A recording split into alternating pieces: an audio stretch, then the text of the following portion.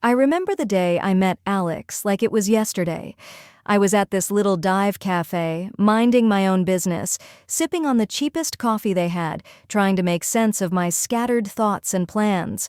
That's when he walked in, like a scene straight out of a movie, except there were no dramatic lights or music. Just the sound of the bell above the door and the smell of stale coffee mixed with his aftershave. "Is this seat taken?" he asked, pointing to the chair across from me with a smile that could knock you off your feet. "Looks free to me," I replied, trying to sound cool and not at all flustered by his sudden appearance. We started talking, and damn, it was like we were cut from the same cloth. He was into all the same junk I was, from binge-watching the same trashy series to arguing about the best pizza topping. It's pineapple, fight me. Fast forward a bit, and we're dating.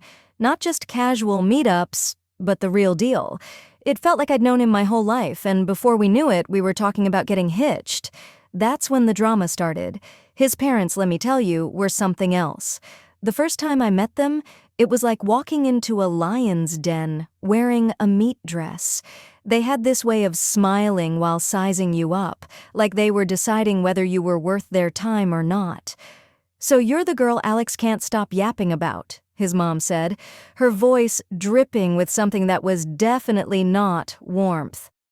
"Guilty as charged," I shot back, trying not to let her see she got to me.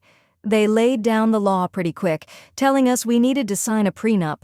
Now, I ain't no gold digger, and I sure as hell don't need anyone's money, but that rubbed me the wrong way. "I'll sign your prenup," I told them, "but I've got one condition. If one of us cheats, the cheater pays up $100,000. Alex looked like I'd slapped him with a fish. "Babe, I'd never cheat on you," he said, all wide-eyed and serious. "Yeah, well, my ex said the same thing before I caught him with his pants down, literally. So it's this or nothing." He agreed. And his parents did too, though they looked like they'd swallowed lemons. We thought that was the end of it, but boy, were we wrong. One evening, we were cuddled up on the couch, a tradition we had started since moving in together. We had this old, rickety couch that we swore we'd replace, but never did because somehow it had become our spot. The TV was on, but we weren't watching. We were too busy making plans for a trip to Italy. A trip we knew we couldn't afford but were determined to make happen. "Alex, think about it. The food, the wine, the art. We have to go," I said, my eyes sparkling with excitement. Alex laughed, wrapping his arm tighter around me. "Emily, babe, you had me at food, but let's face it, our bank account is more camping in the backyard than romantic getaway to Venice." I playfully nudged him. "So, we'll save. We'll cut back on, I don't know, things we don't need like your video games." He feigned horror. "Not the video games. Take my shirts, my shoes, even my beloved coffee maker, but leave the games alone." We laughed, but that was us, always dreaming big but grounded in the reality of our modest lives. We didn't care. We were happy. The happiness wasn't just in the big moments, it was in the little things too, like how Alex would make breakfast on Saturdays. He couldn't cook to save his life, but he'd somehow mastered the art of scrambled eggs and toast, which he'd serve with a side of his terrible coffee. "I love those mornings," I'd say. "Hey, I'm thinking scrambled eggs today. What do you think?" he'd ask, already heading to the kitchen. "Only if you promise not to burn the toast this time," I'd call out, followed by, "and I'm making the coffee." One day, the topic we had been avoiding came up. We were doing dishes together, a mundane task that somehow felt special because we were doing it together. "Emily, we need to talk about, starting a family," Alex said, breaking the comfortable silence. I paused, a plate in hand. "I know, it's scary, isn't it? What if we can't?" Alex turned to me, drying his hands on a towel. "Then we'll deal with it together. But we won't know until we try, right? I mean, how hard can it be?" I laughed, a mix of nerves and love. Famous last words, babe. But that's how it was with us. No matter what we were facing, we faced it together. Even when his mom started dropping not-so-subtle hints about grandchildren every chance she got, we took it in stride. "Emily, darling, when are you going to give me some grandbabies? You're not getting any younger, you know," she'd say, her voice sweet but the message anything but. I'd bite my tongue, smile, and say, "We're working on it, aren't we, Alex?" And he'd jump in. "Yeah, Mom, lay off, will you? These things take time." But as the year went on, the pressure started to build, not just from his mom, but from within. We wanted a family, but it wasn't happening as easily as we had hoped. Ever since Judy found her new hobby of making my life a living hell, our home turned into a battleground, and the main weapon was her sharp tongue. It wasn't just about the occasional jab anymore. It was an all-out war with daily assaults on my self-esteem and role as a wife. It all spiraled one Sunday lunch, a day that was supposed to be laid back and peaceful. Judy, with her uncanny timing, dropped by uninvited just as we were about to sit down. The air was tense the moment she walked in, her eyes scanning the room like she was about to conduct a military inspection. "Well, isn't this quaint?" she started, her voice dripping with sarcasm as she looked at the modest spread I had prepared. "You really outdid yourself, Emily. I can see you've been slaving away in the kitchen all morning." Her eyes briefly met mine, a smirk playing at the corners of her mouth. Trying to keep the peace, I forced a smile. "It's nothing fancy, Judy, just something simple and quick. Please have a seat." As we sat down, the barrage began in earnest.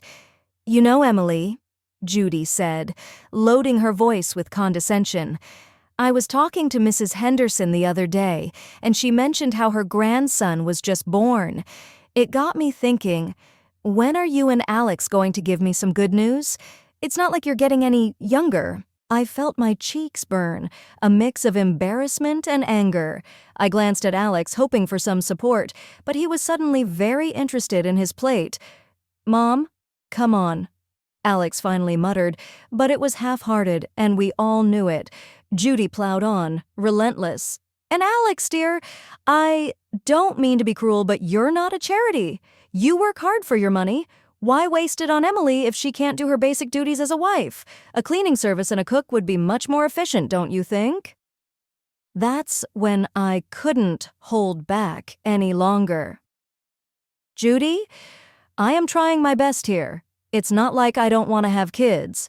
And as for the house and my cooking, well, I didn't realize marriage was a service contract." Judy scoffed. "Well, it's not a free ride either. You have responsibilities, Emily, which are clearly not fulfilling." The room was heavy with tension, and I could feel the tears pricking at the back of my eyes. But what hurt the most wasn't Judy's words. It was Alex's silence. He finally spoke up, but it wasn't to defend me. "Yeah, Mom has a point. Maybe we should consider getting some help around here. Would make things easier for you too." Easier for me? His words felt like a betrayal. It was clear I was on my own in this. Over the next few days, Judy's visits became more frequent, and with each visit, her criticism grew sharper. She'd inspect the house, pointing out every speck of dust or a pillow out of place. "You call this clean?" she'd scoff. "My eyes must be deceiving me because this looks like a pigsty." Then came the comments about my appearance. "Is that what you're wearing? You know, a wife should dress to please her husband. It's no wonder Alex is always so tired. He has to come home to this." I tried to fight back. "Judy, I don't dress for Alex. I dress for myself, and he's always so tired because he works hard, not because of what I wear." But it was like talking to a brick wall. Judy had made up her mind about me, and nothing I said or did would change it. Alex's stance, or lack thereof, was the biggest blow. Each night after his mom's departure, we'd argue. "Why won't you stand up for me, Alex? She's walking all over us, and you're just letting her. Emily, she's old, set in her ways. What do you want me to do, kick my own mom out?" No, But I want you to be my husband, to stand by me, not her. It was clear this was more than just about Judy's disapproval. It was about us, our marriage, and whether we were strong enough to stand together or let Judy's criticisms tear us apart. As the days turned into weeks, I realized that this wasn't just a phase. It was a full-blown siege. And if we didn't do something soon, there might not be anything left to save. Things between me and Alex had been icy since Judy ramped up her campaign of critique. But it wasn't just the home front that was feeling the strain. Alex himself had started acting weird, and not in a he's just stressed at work kind of way. It was something else. Something that made my stomach twist in knots. It started with the phone calls. Alex had always been pretty open about his phone. We didn't keep secrets from each other. But then he started stepping out of the room every time he got a call, and it was always the same caller ID. John Work. Who's John Work? I asked one evening, trying to keep my voice casual. Alex flinched, a telltale sign that he was on edge. Oh, just a new guy at the office, lots of questions, you know. But it didn't stop there. Alex, who was as far from a fashionista as you could get, suddenly started caring about his appearance. Gone were the days of graphic tees and worn-out jeans. Now it was all crisp shirts and slacks and cologne. He was using cologne now. Since when did he care about smelling like a department store? What's with the new look, Alex? Got a job interview or something? I joked one morning, watching him comb his hair in a way I'd never seen before. He just smirked, a little too quickly. Just felt like changing things up. No harm in that, right? And the late nights at work, they were becoming a regular thing. Another long one, babe? I texted, trying not to sound too needy. Sorry, Em. This project is killing me. Won't be late, I promise. He'd text back, but the clock would tick well past midnight before I heard his keys in the door. I tried to shake the feeling that something was off, but it clung to me like a shadow. That's when I decided to hire a private detective. It felt like something out of a bad TV show, but I had to know for sure. The evidence came in a plain brown envelope. The contents were as damning as they were heartbreaking. Photos of Alex with another woman. Their intimacy undeniable, captured in frozen moments that shattered our years together. But it was the recording that cut the deepest. Their conversations, filled with endearments and plans, left no room for doubt. They were in love. Or at least he was with her. I sat there, the evidence spread out in front of me, a cold realization settling in. This was it. This was the proof that could anchor me in a stormy divorce, should it come to that. Photos that caught moments stolen from our life together, and words that betrayed every "I love you" he had ever whispered in my ear. But I kept it all a secret, a painful burden I chose to carry alone. I wasn't ready to confront him. Not yet. I needed a plan, a way to navigate the wreckage of our marriage with my dignity intact. The following days were a blur. Alex continued his charade, and I played along, the perfect wife with a smile plastered on my face and a heart breaking silently. Our conversations became a dance around the truth, each word measured, every laugh forced. "Everything okay, Em?" "You've been quiet," Alex would ask, his concern seemingly genuine. "Yeah, just tired, you know. Work's been crazy," I'd reply, the lie tasting bitter on my tongue. It was just another mundane day, or so I thought, until I stumbled upon a conversation that would change everything. There I was, passing by the slightly ajar door to Alex's office, when their voices caught my attention. It was Alex and his mother, Judy, and they weren't just chit-chatting. The tone was serious, heavy with intent. "I'm telling you, Mom, I can't do this anymore.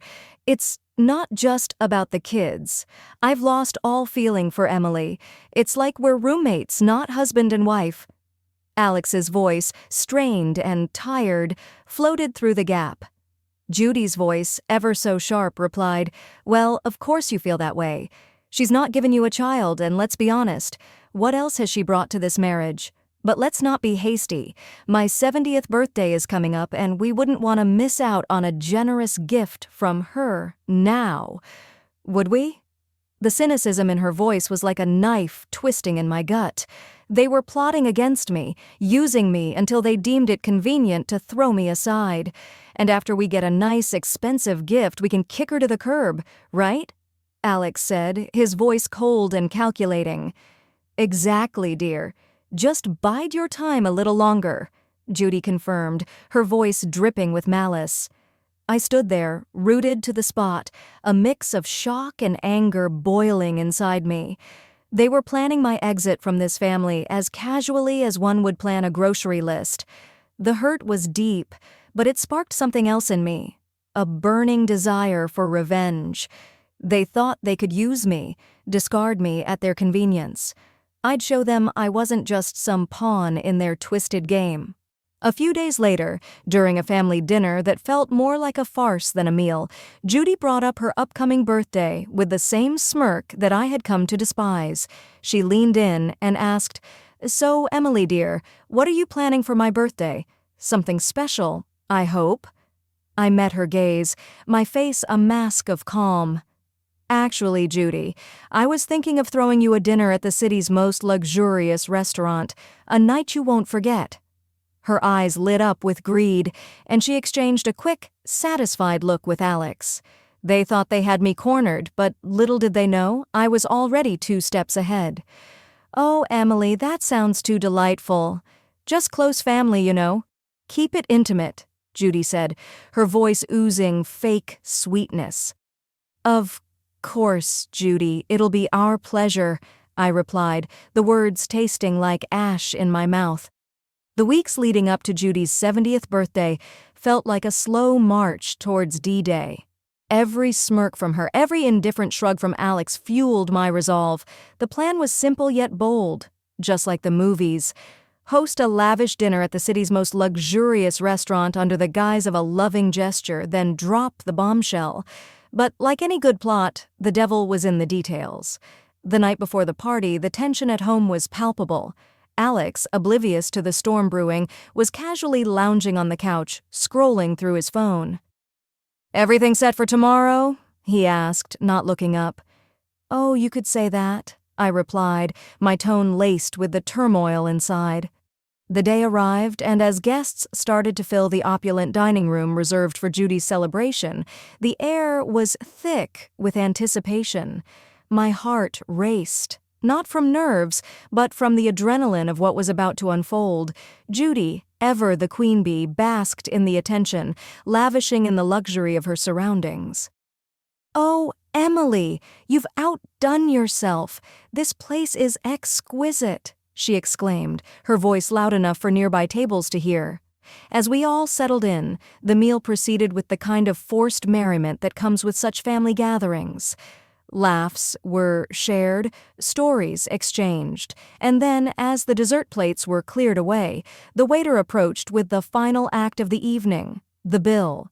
He leaned in discreetly, informing us the dinner cost was $33,000. Without missing a beat, I handed over my card, the gesture unnoticed by most.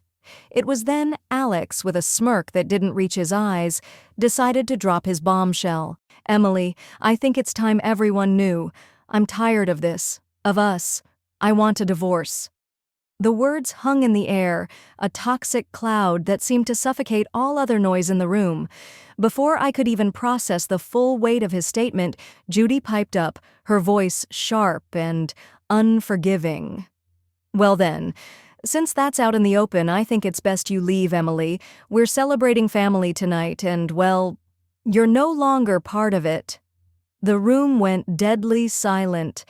Every eye was on me, waiting to see how I'd crumble. But I didn't. With a calm I didn't feel. I stood, nodded, and walked out without a word. The cool night air hit me like a slap as I made my way home, the finality of everything that had happened washing over me in waves. By the time I reached his apartment, a plan formed. I packed my essentials, the numbness giving way to a cold resolve. This was it. The end of one life and the start of another. As I zipped the last suitcase, my phone started buzzing, a relentless, insistent vibration that I initially ignored. Curiosity, however, got the better of me. Judy's voice screeched from the other end. "Emily, the payment didn't go through. You need to fix this now." The sweet, sweet irony. In my preparations for the inevitable, I had secured my exit strategy. I had blocked the shared account, knowing it would be the first thing Alex would try to use against me. "Oh, Judy, that's unfortunate, but since I'm no longer part of the family, as you so eloquently put it, I'm afraid you'll have to sort this out yourself." Her outrage was palpable, even through the phone. But it was music to my ears. The chaos that unfolded was a fitting end to the farce my marriage had become. Reports came through the grapevine of the restaurant staff demanding payment, of Judy's escalating tantrums, and eventually the arrival of the police to calm the storm she had become. In the end, it was Alex and his relatives who had to pull together the money to settle the bill, a poetic justice for the betrayal and humiliation they had subjected me to. The morning after the dinner disaster felt like waking up to the aftermath of a storm. I had my plan, my resolve, and a set of divorce papers in my hand as I made my way back to what used to be our shared home for the last time. The moment I stepped through the door, the air crackled with tension, thick enough to cut with a knife. Alex and Judy were there, looking like they'd been arguing. The sight of me seemed to unite them in hostility. "You've got some nerve showing up here after last night," Alex spat out, his face a mix of anger and disbelief. Judy, ever the viper, was quick to add her poison. "Ungrateful wretch, you've embarrassed us in front of the whole city. Do you know how humiliating it was to have the police calm me down? People were laughing, filming. I met their fury with a calm I didn't feel. Embarrassed? You think that's your biggest problem right now?" I tossed the divorce papers on the table, the photos of Alex's infidelity on top. "You should be more concerned with this." The color drained from Alex's face as he picked up the photos, his mother peering over his shoulder. Their outrage turned to shock, then to panic, as they realized the extent of what I had. "And let's not forget the prenup, shall we?" I continued, my voice steady. "You cheat, you pay, 100,000 to be exact." Judy's face twisted into a snarl. "You wouldn't dare, you can't do this to us." "Oh, but I can, and I will." My tone was cold, final. Alex, the reality of the situation finally dawning on him, switched tactics. Please, let's talk about this. We can fix it." I couldn't help but laugh, bitter and hard. "Fix it?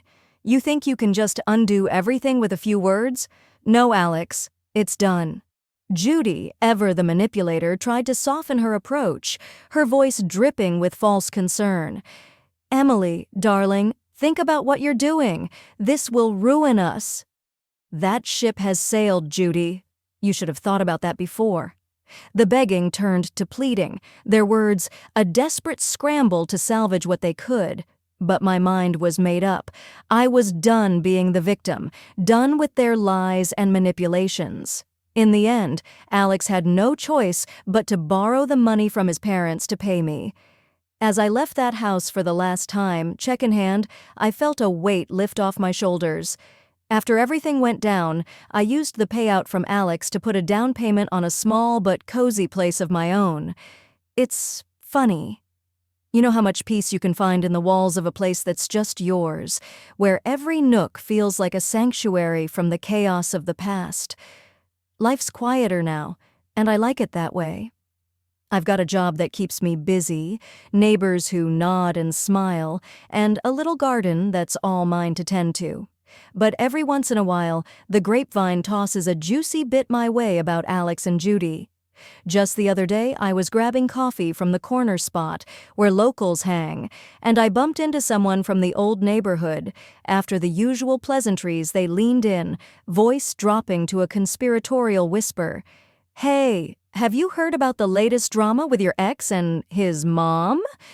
they asked, eyes gleaming with the thrill of gossip. I couldn't help but raise an eyebrow, a mix of curiosity and detachment taking hold. Can't say that I have. Do tell. Well, they started, clearly savoring the moment. It seems Judy's not too pleased with Alex's new girlfriend. Word is, they're at it like cats and dogs. Makes your situation look like a walk in the park.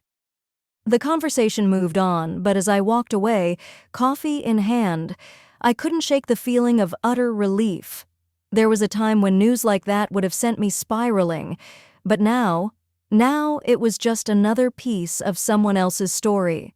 These days, my biggest concern is whether my tomatoes will ripen before the squirrels get to them, or if I'll ever get the hang of yoga without looking like a newborn deer on ice. Life's simpler, quieter, and infinitely sweeter on this side of chaos.